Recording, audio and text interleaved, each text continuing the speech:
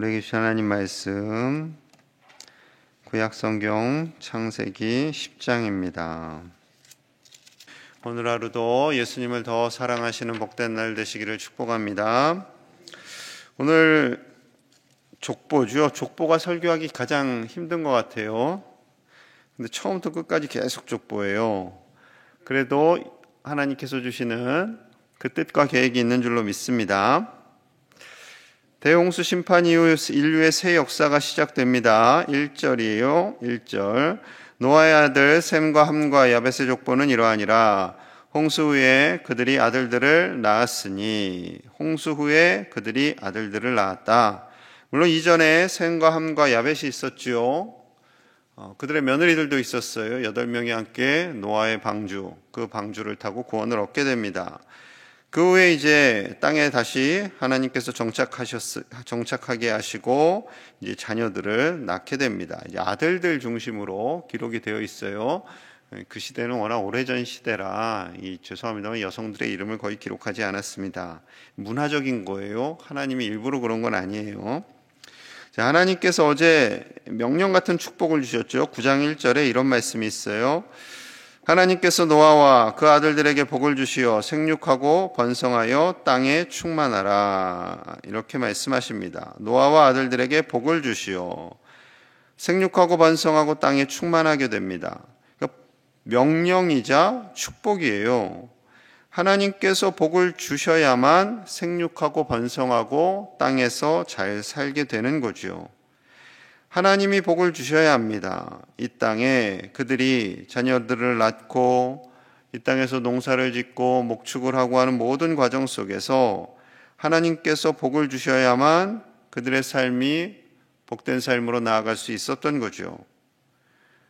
하나님께서 아담과 하와에게도 이와 같은 동일한 축복 명령을 하셨어요. 창세기 1장 28절입니다. 하나님이 그들에게 복을 주시오며 하나님이 그들에게 이르시되 생육하고 번성하여 땅에 충만하라. 땅을 정복하라. 바다의 물고기와 하늘의 새와 땅에 움직이는 모든 생물을 다스리라 하시니라.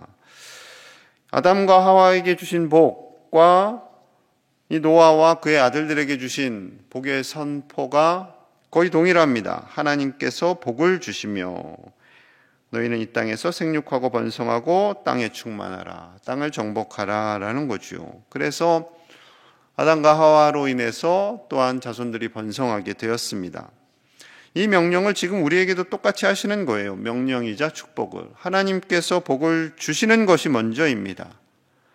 하나님께서 복을 주셔야 우리가 이 땅에서 사는 거예요.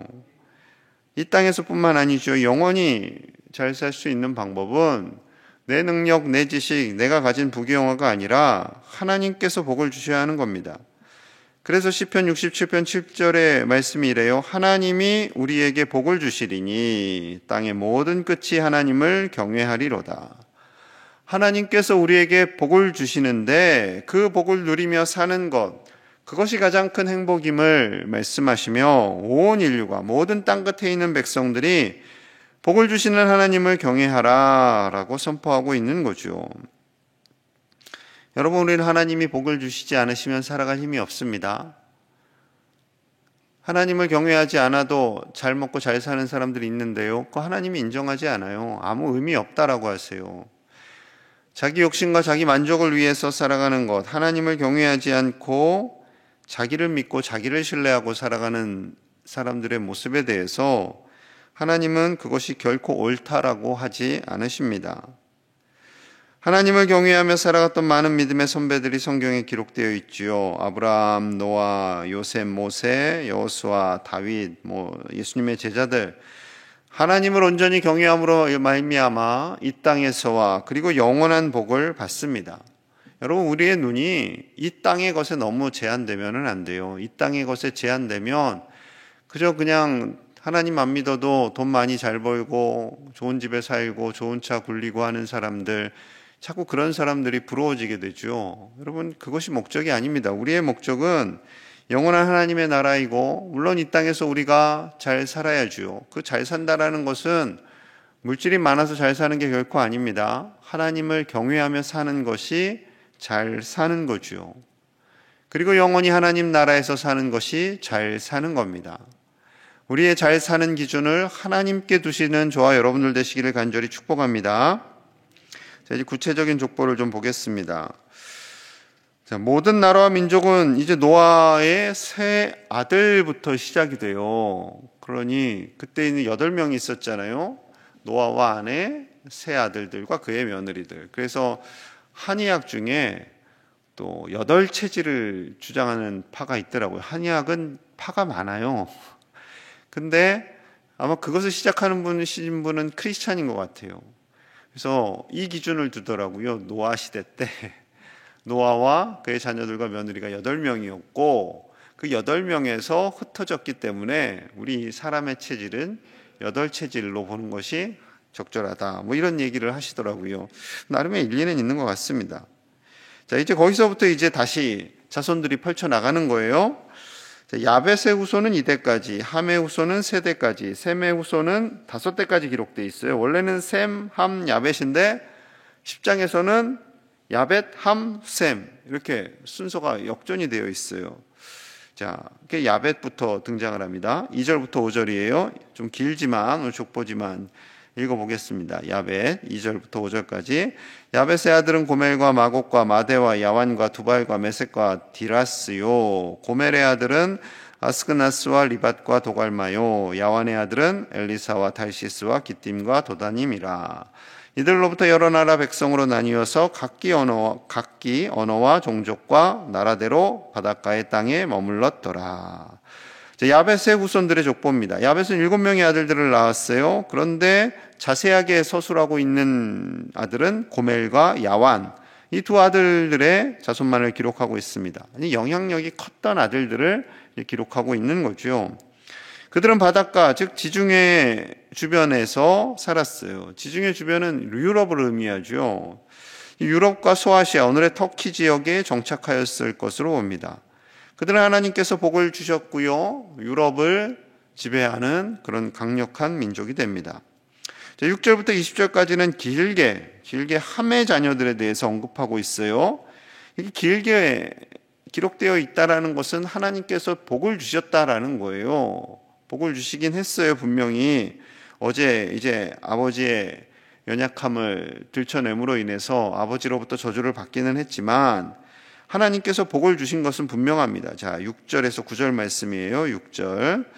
함의 아들은 구스와 미스라임과 붓과 가나안이요. 구스의 아들은 스바와 하일라와 삽다와 라마와 삽드가요. 라마의 아들은 스바와 드단이며 구스가 또 니므롯을 낳았으니 그는 세상의 첫 용사라. 9절 같이 볼게요. 9절 시작. 그가 여호와 앞에서 용감한 사냥꾼이 되었으므로 속담에 이르기를 아문은 여호와 앞에 니므롯같이 용감한 사냥꾼이로다 하더라. 자, 함이 구스, 미스라임, 붓, 가나안을 낳습니다. 구스는 자주 언급되죠. 성경에 에티오피아의 조상입니다.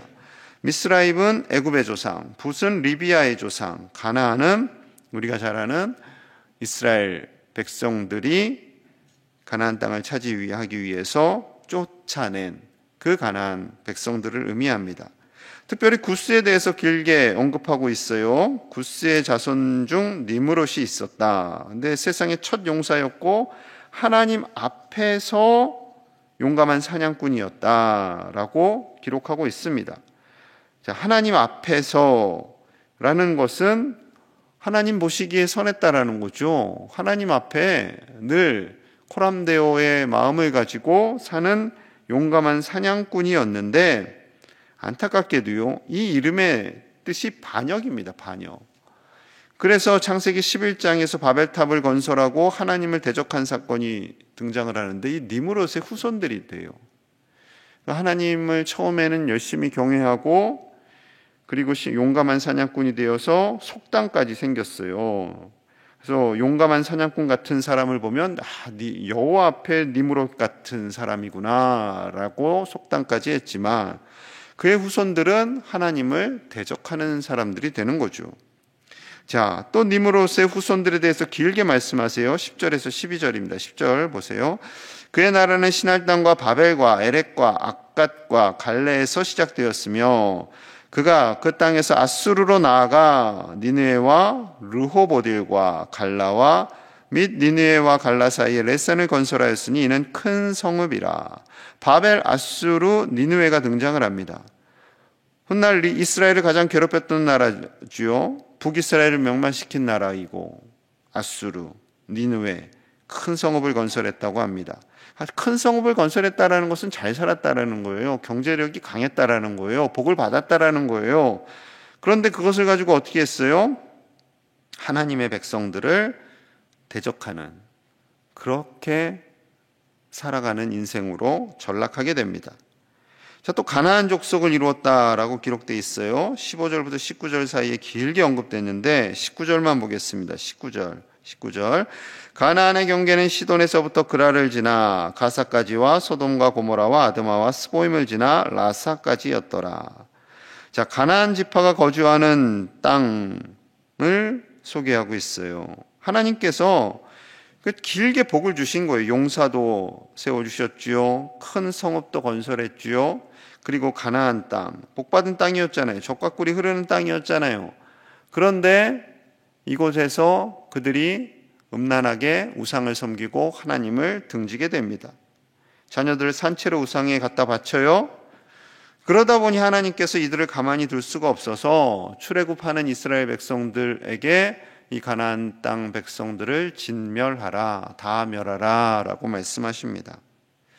여러분, 우리는 여기 이 말씀에서 분명히 깨달아야 돼요. 하나님께서는요, 복을 주세요. 좋은 능력, 좋은 땅, 기회도 주세요.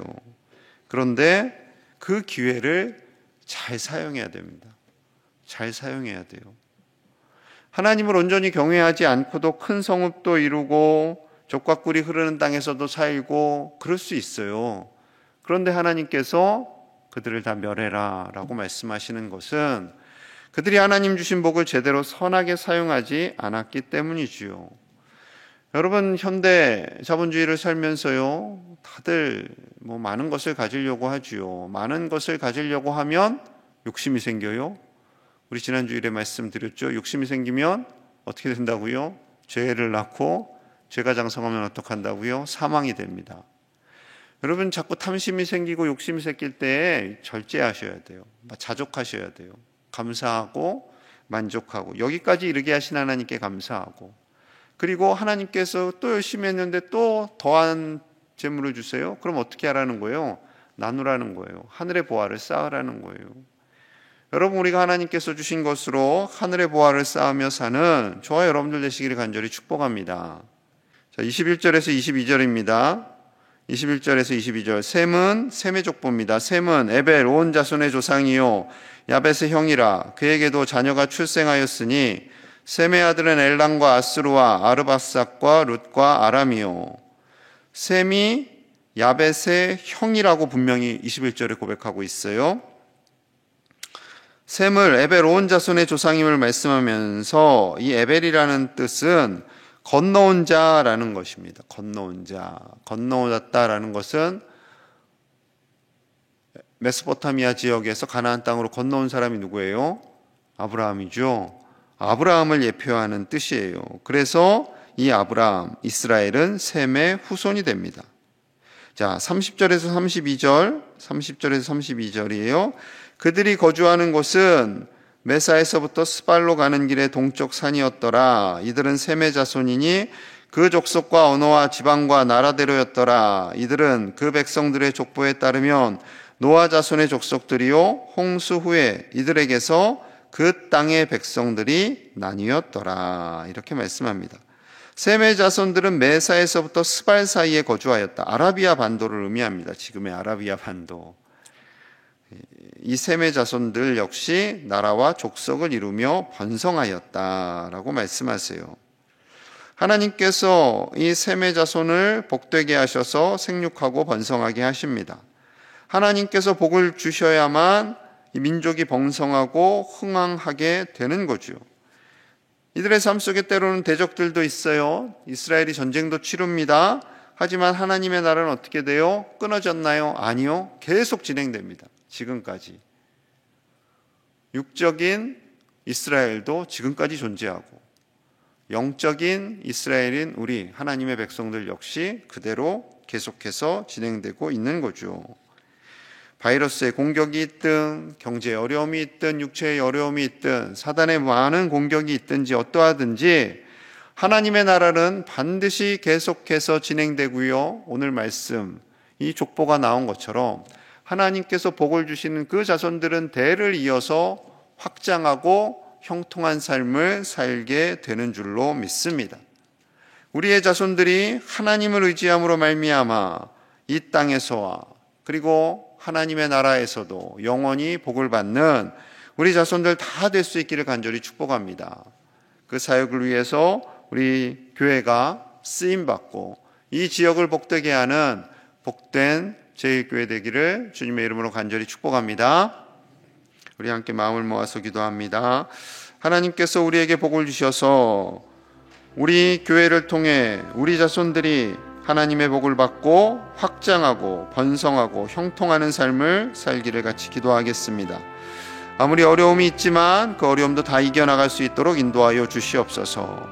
행여 재물 때문에 하나님을 떠나지 않게 하시고 더 많은 이 세상의 욕심 때문에 하나님을 등지는 일이 없도록 인간적인 생각으로 살지 않도록 우리의 자손들이 다 하나님을 온전히 경외함으로 하나님께서 주시는 은혜 안에 살게 하여 주시옵소서. 자신의 지식과 자신의 이성을 의지하지 않고 하나님께서 주신 것 선하게 사용하여서 이 땅에서와 영원히 하나님의 복을 받는 우리 자손들 되기를 기도하고요. 코로나의 어려움 중에도 수고하고 애쓰는 방역당국과 의료진들을 위해서 기도하고요. 온 세계에 수고하시는 우리 선교사님들을 위해서 코로나의 어려움 중에도 복음 전하시는 우리 선교사님들을 위해서 오늘 또 수요 예배를 위해서 같이 함께 간절히 기도하겠습니다. 하나님 아버지 감사합니다. 하나님께서 복을 주셔야 합니다. 하나님께서 복을 주셔야 됩니다. 하나님께서 사랑하시는 노아의 자손들을 축복하시는 것처럼 셈과 함과 야벳이 하나님의 은혜 안에 살았던 것처럼 그리하여서 자손들이 복을 받았던 것처럼 우리도 하나님을 경외함으로 말미암아 자손들이 복을 받게 하여 주시옵소서. 하나님의 은혜로 살기 원합니다. 하나님의 은혜로 살기 원합니다. 하나님의 말씀을 아멘으로 받고 그 말씀을 따라 살아 이 땅에서와 영원히 복받는 하나님의 자손들 다 되게 하여 주시옵소서. 하나님의 은혜로 살기를 원합니다. 성령 하나님 동행하여 주시옵소서. 사랑하시는 저희의 가족들의 가정과 산업의 은혜를 주실 수 있다며 어려움을 이겨나가게 하시고 하나님 축복하여 주시옵소서. 선교사님들 지켜주시기 원합니다. 아버지여 코로나의 어려움 속에서도 온전하신 선교사님들을 지켜주시고 하루속히 모든 바이러스가 소멸되게 하여 주시옵소서. 의료진들과 방역당을 제치지 않도록 아버지 도와주시옵소서. 수요 예배드립니다. 온 교우들이 나와 함께 예배하게 하시고 직분받은 자들도 함께 나와 예배하게 하시고 조심히 회복되는 신실한 종들 다 될 수 있도록 인도하여 주시옵소서. 예배하게 쉬지 않는 우리가 되기를 원합니다. 예배하는 교회 되게 하시고 전도하며 선교하는 교회 되게 하시고 구제하는 교회 되어서 하나님의 복을 전하는 교회가 되게 하여 주시옵소서. 주님 도와주시옵소서. 아버지 은혜를 주시옵소서. 성령 하나님 함께하여 주시옵소서. 주님 말씀을 주시옵소서. 하나님 감사합니다. 하나님께서 우리에게 복을 주셔서 이 자리에 나올 수 있었습니다. 하나님의 자녀가 되게 하시니 감사합니다. 하나님이 복을 주셔야 합니다. 노아와 그 아들들에게 복을 주신 것처럼 우리 가문에도 우리 가정에도 복을 주셔서 우리 자손들이 하나님을 경외하며 생육하고 번성하고 이 땅에서 하나님의 믿음의 권속으로 살아가는 복이 넘쳐나게 하여 주시옵소서. 또한 영원히 그 복을 받는 믿음의 명문 가문들이 다 되게 하여 주시옵소서. 코로나의 어려움 중에 있는 선교사님들과 온 백성들을 불쌍히 여겨주시고 사명을 감당할 때 지치지 않게 하시고 방역을 위해서 수고하는 당국과 모든 의료진들에게 지치지 않는 하나님께서 힘을 공급하여 주시옵소서. 오늘 수요 예배 드립니다. 사랑하는 제1의 가족들 함께 나와 예배하게 하여 주시고 직분자들이 먼저 본을 보이며 예배 자리로 나오게 하시고 또한 어려움 중에 있는 각 가정에서 또한 예배 드리는 모든 백성들 가운데 하나님의 은혜가 가득하게 하여 주시옵소서. 오늘 하루도 주님 의지하며 나아가는 복된 날 되기를 간절히 소망하며 예수님 이름 받들어 축복하며 기도하옵나이다. 아멘.